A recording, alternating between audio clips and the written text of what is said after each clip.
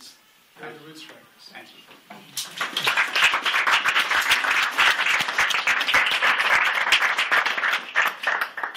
Thank you so much. You know, other candidates running for president have managed to write a book, and they go around the country selling the book. In case the campaign doesn't do well, I sell Larry's book. I want to recommend it to you. It's Republic Lost.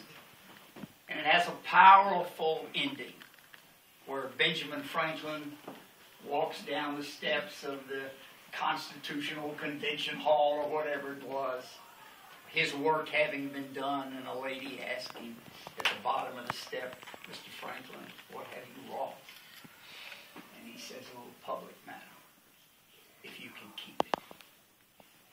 Now, a republic is about a representative government, where the representatives are held accountable to and by the people. Just that simple. They have an uneven history on earth because things disrupt them. And that is when the alliance to the people changes to the alliance to something else. When the direct correlation between people's wishes and the representative actions becomes derailed or detoured by something else. 2,000 miles away from Larry and having never heard of him, I decided late last year, after 16 years of being on the sidelines, to stand up.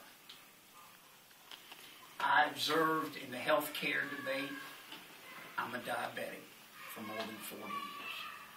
And I know the need for and the difficulty of health care reform. I supported the president in trying to bring that on the table, but then I watched it play out. I'm a banker, and I watched bank reform come and go with no reform at all, and I watched it play out. And finally, my wife and I decided, with the help of 3 children and 3 grandchildren, that I would take this 5'8", 148 pounds, and stand up and ask America a fundamental question. Larry had already asked the question. He had already posed the threat that if the people aren't in control, who is? And what do they want? I have a mutual friend with Larry, a guy named Mark McKinnon. He's in the room tonight, and I won't embarrass him except pointing out he's sitting in the rocker over there. and Mark has elected a group of dastardly people over the years to office. I was one of the first, I believe, when I ran for governor. Mark is now at Harvard and was in the room when I really made the declaration that I would run for president with a $100 limit, no PAC money, no super PAC money, in full disclosure. And when I got through giving that speech, Mark smiled and he said, "Have you ever talked to Larry Lessig?" And I said, "No, I'm not sure who he is." And Mark told me. And that afternoon, I called Larry and had an appointment at Harvard for some 2 weeks later. And this pilgrimage began. I'm 68. I grew up on a cotton farm. I have a brother and 3 sisters, all alive. My mother and father are yet alive. My mother's 88. My dad's 89. They've been married for 71 years.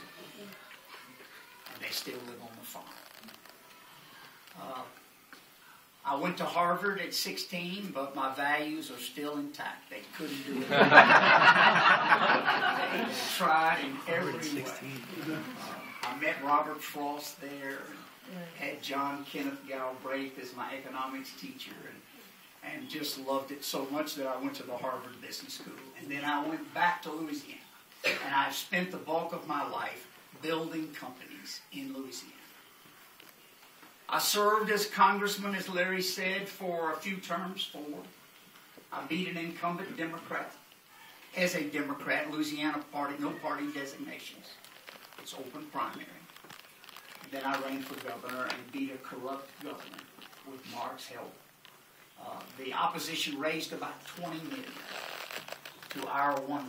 We took no PAC money. We limited the gifts. We made money the issue. Slay the dragon, he said. And the most corrupt state in the country, the most corrupt governor, was whipped in the only election he ever lost. And it was done, Larry, with almost no money. It was a moment that I will remember forever. And we went into the battle to clean up Louisiana. Did a good job. Louisiana had the highest unemployment rate in America. Louisiana had the fewest jobs. Louisiana had people leaving it. Louisiana had infrastructure that was crumbling. Does this sound familiar to you? This is what corruption does. So, years later, after enjoying being out of politics, I decided to stand up. Met Larry through Mark, and we put a battle plan together, at least the principles of a battle plan. There are other issues, let me say this, issues that I enjoy.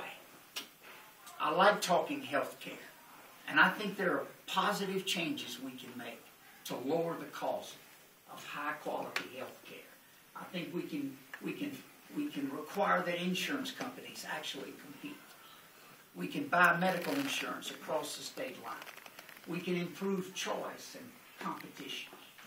There are issues I like to talk about. I'm a jobs guy. I'm not a lawyer. I'm certainly not a fancy politician. But we took the unemployment rate in Louisiana by more than half, from above 12% to below 6%. And we did it in 4 years. And you know what the one thing that we did that made a difference? We cleaned up the corruption. We passed the strongest campaign reform bill in America at that time. And it's still on the law there. And business saw that. And that was their sign that Louisiana might have a chance with its oil and gas and powerful Mississippi River.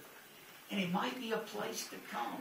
And they might be treated fairly and not shaken down every time they met a governor or a politician. That's what America seems to me to require. Now let me talk about that a minute. My experience in business, my experience in fighting corruption, my experience as a congressman, my experience as governor, my experience at knowing Larry and all that he stands for, and his intellectual reasoning as to why this fight must be won before the other fights can even be successfully undertaken. I decided, number 2, that the Republican field, although decent people, a woman and a handful of men, were not going to talk about reform. All they were going to talk about was victory. As if that were the goal. That not a one of them cared about or stood alone on the issue of campaign reform. In fact, from Newt Gingrich to Mitt Romney, they spent the early days of their campaign setting up PACs, setting up super PACs that are supposedly independent. I mean, how independent can a super PAC be if the candidate goes to give the presentation to the fundraiser? How independent can the super PAC be if his former campaign manager is running it? If his former business partner is running another one? It can't be independent that way. And the Supreme Court is clear that they are willing to have limits where it's direct. But if it's independent, free board. Super PACs pretend to be free board. But they're not. They're illegal. And they're running the system. I'm in New Hampshire now. It's make or break for me in terms of my Republican aspirations. It's the first primary in America where free people get a right to vote. It's a state where independents are the largest party, 40%. Democrats are about 30%. Republicans are about 30%. But there are a lot of independent-minded people there, and I'm trying to get the word out town by town, meeting by meeting, all the money that we've raised, and our rules are $100 maximum, is spent in New Hampshire. We're trying to have the paper show a headline the next day that Romney wins or whoever wins, but Roemer surprises. That's what we're trying to do. We're trying to take this debate on the main stage. A couple more points. I have issued a pledge to all the other candidates running,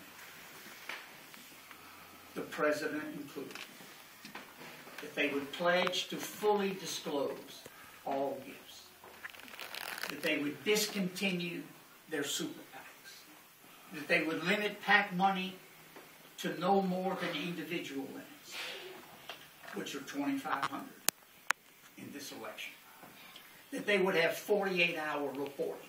Now it's 120 days. The election's over before you know who gave the money. And that they would not allow registered lobbyists to bring a check to a meeting with a politician or participate in a fundraiser. And finally, that they will support criminal penalties for the politicians who violate these rules. We are trying to get on the stage to make a case that the way to get jobs is to have fair trade with China, not unfair. But you cannot do it if General Electric is the largest giver to the political system, which it was 4 years ago, and they make their living by closing plants in America, opening them in China, and sending the goods back to America. They don't open Chinese plants to serve the Chinese. They open Chinese plants to serve America. And we have a tax code so convoluted that we allow them to deduct those expenses and to have tax credits against foreign taxes served. A budget, a tax code, a jobs deficit, immigration that so desperately needs comprehensive reform, not just building a wall, building hope and a plan, addiction to foreign oil, foreign policy set by a big animal in the room called oil, Marines sent on duty. There's a National Guardsman here, right there. Marines sent on duty worldwide for oil duty. What kind of disgrace is that for America? You know, I'm an environmentalist, but I believe we can drill cleanly for natural gas. It has 20% of the carbon footprint of oil. And if we drill below 5,000 feet, fracking is not a problem. It's clearly shown we can do this. We can be green and alternative and safe nuclear if we open Yucca Mountain. It is unsafe now. 20% of our energy is unsafe because the nuclear storage, spent fuels, are on site. The worst thing that could happen. The French do vitrification and clean storage. So do we. But can a presidential aspirant say that when the third primary is in Nevada and Yucca Mountain is in Nevada and the money goes the other way? Pick an issue and it comes down in some way to either money being given or money threatened to be used against you. As I say in the ad 20 years ago, I love America. I just don't like its politics. And I think its politics is run by the few for the benefit of the few. And it ought to be run by the people for the benefit of their children and grandchildren. One last thing. You can help me. You can reserve your vote for a year from now. A lot can happen in that year. And you might even change your mind. I'm asking for something shorter term and just as strong. I'm asking for volunteers in New Hampshire. I'm asking for people who would contribute $25 or $50. My average contribution is about $55. I'm asking for people who would do something that not 5 people in this room have ever done. Give a buck to a woman or a man running for president. And all you would ask is that they be free to read and that they learn to listen. I don't think there's a problem in this country that we can't solve. Here's my approach. I'm an old man now, I'm 68. I take the approach of a grandfather. It ain't all bad. I listen first. I don't know everything about everything. I ask people who know more to teach me. I'll go before the Congress and name people in the other party. I will put the two parties together. I'm a centrist. I'm the only guy running who's been a congressman and a governor. The only guy running who's built $1 billion bank with no federal help, no bailout money. The only guy running who spent 20 years in the Democratic Party and 20 years in the Republican Party. But I don't need the Republicans to rebuild America. They can't do it alone. I need Democrats too. I need independents. I need to ask my first joint session of Congress to reach across the aisle and let's rebuild the country. Not Afghanistan. America. That's why I'm running. Can I win? If I get on a debate, these boys are in trouble. Because I have a little bit different view of every one of these questions. And I'll start with the money. Asking Newt, how many government agencies has he worked for while he tried to kill them simultaneously? It's that sort of hypocrisy that we need to change. I think, you okay? Yeah, I'm fine. Sorry. He's got student debts, and we've been talking about it. We'll get it worked out. But I need you to get involved. That's what I need. I want you to accept where you and I don't agree on some things. I'm an economic conservative. I'm socially more liberal. I'm a deep South boy. As I say in New Hampshire, I'm from southern New Hampshire. But I need your help. And I want you to reach out and help me. The way to do it is buddyroemer.com. That's our website. And Roemer is R-O-E-M-E-R. It's going to happen. Can you name me the Republican nominee yet? No. It's wide open. There's a new one every month.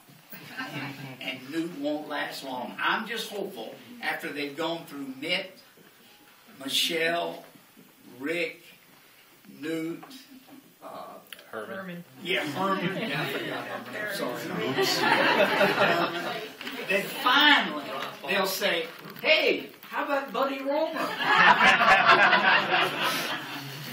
I'll be glad to answer any easy question.